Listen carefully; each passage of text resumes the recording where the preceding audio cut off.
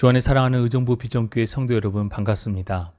10월 11일 월요일, 오늘 우리에게 주시는 하나님의 말씀은 욥기 6장 1절로 13절까지 말씀입니다. 먼저 본문의 말씀을 봉독하겠습니다. 욥이 대답하여 이르되 나의 괴로움을 달아보며 나의 파멸을 저울 위에 모두 놓을 수 있다면 바다의 모래보다도 무거울 것이라. 그러므로 나의 말이 경솔하였구나. 전능자의 화살이 내게 박힘에 나의 영이 그 독을 마셨나니 하나님의 두려움이 나를 엄습하여 치는구나. 들나귀가 풀이 있으면 어찌 울겠으며 소가 꼴이 있으면 어찌 울겠느냐. 싱거운 것이 소금 없이 먹히겠느냐. 달게 알 흰자위가 맛이 있겠느냐. 내 마음이 이런 것을 만지기도 싫어하나니 꺼리는 음식물 같이 여김이니라. 나의 간구를 누가 들어줄 것이며 나의 소원을 하나님이 허락하시랴. 이는 곧 나를 멸하시기를 기뻐하사 하나님이 그의 손을 들어 나를 끊어버리실 것이라. 그러할지라도 내가 오히려 위로를 받고 그칠 줄 모르는 고통 가운데서도 기뻐하는 것은 내가 거룩하신 이의 말씀을 거역하지 아니하였음이라. 내가 무슨 기력이 있기에 기다리겠느냐. 내 마지막이 어떠하겠기에 그저 참겠느냐. 나의 기력이 어찌 돌의 기력이겠느냐. 나의 살이 어찌 노쇠겠느냐. 나의 도움이 내 속에 없지 아니하냐. 나의 능력이 내게서 쫓겨나지 아니하였느냐. 아멘. 지난 시간까지 욥기의 말씀을 정리해 보면 갑작스럽게 찾아온 환난으로 욥이 깊은 고통 중에 있을 때 욥의 세 친구 엘리바스, 빌닷, 소발이 욥을 위로하고자 찾아옵니다. 그렇게 아무런 말도 없이 그저 일주일을 욥의 곁에서 친구들이 함께하였습니다. 일주일이 지나 욥기 3장을 보면 욥이 지금 자신이 당하고 있는 고통에 대하여 탄식하며 독백을 합니다. 그리고 이어 4장과 5장은 욥의 탄식을 모두 듣고 친구들 중에 엘리바스가 욥을 향하여 충고를 합니다. 충고의 요지는 인과 응보입니다. 즉 욥의 고난은 하나님의 징벌이고 이 징벌은 분명히 원인이 있는데 그것은 죄라는 것입니다. 때문에 욥은 자신의 죄를 참회해야 한다라는 충고였습니다. 엘리바스의 충고는 일상적인 원리들로 설명할 수 있는 합리적인 충고였습니다. 의로운 자가 복을 받고 악한 자는 징벌을 받는다는 원리에 입각해서 지금 욥이 당하고 있는 환난은 하늘의 징계이고 이것의 원인은 죄이기 때문에 참회가 필요하다는 것입니다. 그러나 우리는 욥을 전지적 관점에서 보고 있기에 예외가 있음을 잘 알고 있습니다. 실제로 삶에서는 예외적인 일들이 우리가 생각하는 것보다 훨씬 더 많이 그리고 자주 일어나곤 합니다. 그러나 엘리바스는 세상을 흑백 논리하에 설명하고 충고하고 있는 것입니다. 이런 엘리바스의 충고에 욥은 더 강력하게 억울함을 호소합니다. 친구들이 자신의 상황을 이해하려 하지 않는다는 것을 비난합니다. 이렇게 친구들에 대한 실망감을 역력하게 드러내는 욥의 첫 번째 대답은 자신의 비통한 삶에 대한 슬픔의 표현으로 시작됩니다. 욥은 2절과 3절에 자신이 느끼고 있는 괴로움을 만일 저울 위에 달아본다면 바다의 모래보다도 무거울 것이라고 이야기합니다. 성경에서 바다의 모래라는 표현은 가장 무거운 것과 가장 큰 숫자의 상징입니다. 그렇게 자신이 당한 고통과 괴로움을 말로 다 할 수 없음에도 친구들이 그가 처한 상황을 헤아려 주지 못하는 것을 안타까워하고 있습니다.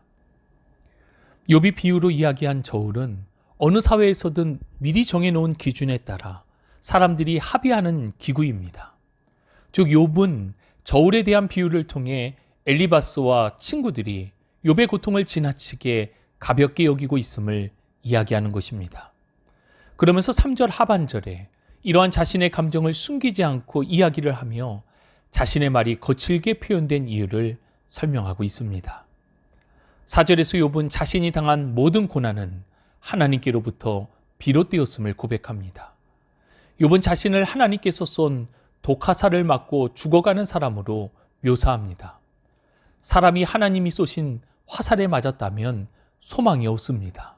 그렇게 욥은 자신을 탄식하며 그의 절망감을 표현하고 있습니다. 5절로 7절은 욥이 경험하고 있는 현재의 삶을 먹을 것에 비유하며 계속하여 탄식합니다. 먹을 것이 없어서 우는 동물들, 자신이 싫어하는 음식들이 앞에 있는 상황이 마치 지금의 자신의 처지와 같다는 것입니다. 하나님이 쏘신 독화살을 맞았다며 절망 속에 빠져 있는 욥에게도 소망이 있었습니다. 8절과 9절의 말씀을 보면 만일 하나님과 살 수 없다면 주님의 손에 죽는 것이 욥의 유일한 소망이라고 이야기합니다. 욥은 왜 이처럼 죽음을 갈망하는가? 뒤에 이어지는 10절의 말씀에 근거해서 보면 욥은 무엇보다도 하나님의 말씀을 거역하기 싫었기 때문입니다. 욥은 고난 중에도 모든 것이 하나님께로부터 와서 하나님께로 돌아감을 고백하며 찬양하였습니다. 그런 욥이 회복되지 않는 상황 속에 하나님을 원망하거나 저주하지 않으려고 안간힘을 쓰며 버티고 있지만 이제는 한계에 도달했다는 고백입니다. 이렇게 고통스러운 삶이 계속된다면 자신이 하나님께 범죄할 수도 있기에 하나님께서 자신의 생명을 거두어 주시기를 소망하고 있는 것입니다. 이러한 절망적인 상황을 이어 11절과 13절에 욥은 자신이 더 이상 견뎌낼 힘이 없다라고 고백합니다. 욥은 영적으로나 체력적으로 또 정신적으로 완전히 방전되어 바닥을 치고 있는 상태가 되었음을 고백하고 있습니다.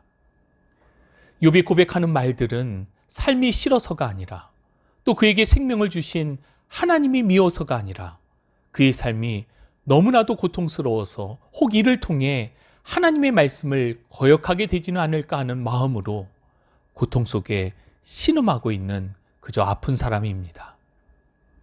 오늘 본문의 말씀을 묵상하며 어쩌면 지금 이 순간에도 신앙적으로, 체력적으로, 정신적으로, 관계적으로 완전히 소진되고 방전되어서 바닥을 치고 있는 성도님들이 계시다는 생각과 함께 마음이 갑니다.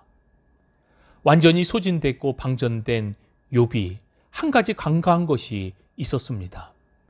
그것은 밑바닥을 쳤다면 이제부터는 올라갈 일만 남았다는 사실입니다. 하나님이 분명 그를 다시 회복시켜 주실 것이기 때문입니다.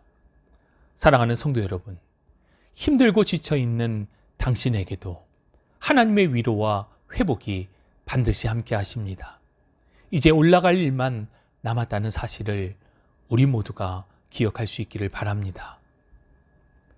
또 아파하는 사람에게 가장 필요한 친구는 신학적인 겉면, 옳은 말을 잘하는 사람이 아닙니다.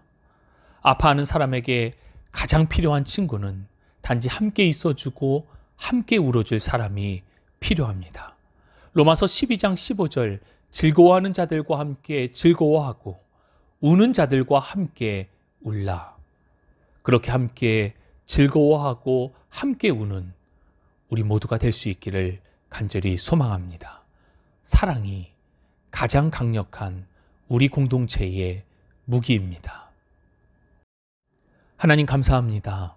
오늘도 주시는 주의 귀한 말씀을 받습니다. 다 이해할 수 없고 또 다 감당할 수 없는 연약한 존재임을 주님 앞에 고백하지 않을 수 없습니다. 주님, 이것은 자꾸 우리가 가진 기준의 저울로 욥의 말과 행동을 달아보기 때문입니다. 정말 그가 가진 고통과 아픔을 이해하고자 하는 마음보다 무엇이 옳은지에 대한 마음이 우리 안에 더 크기 때문입니다.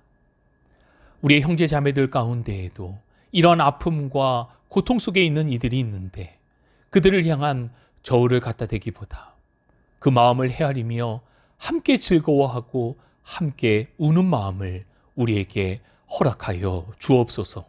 사랑이 가장 강력한 우리 교회, 우리 가정, 우리 삶의 무기가 되게 하여 주옵소서. 함께 하심을 믿고 감사드리며 우리 구주 예수 그리스도의 이름으로 기도합니다. 아멘.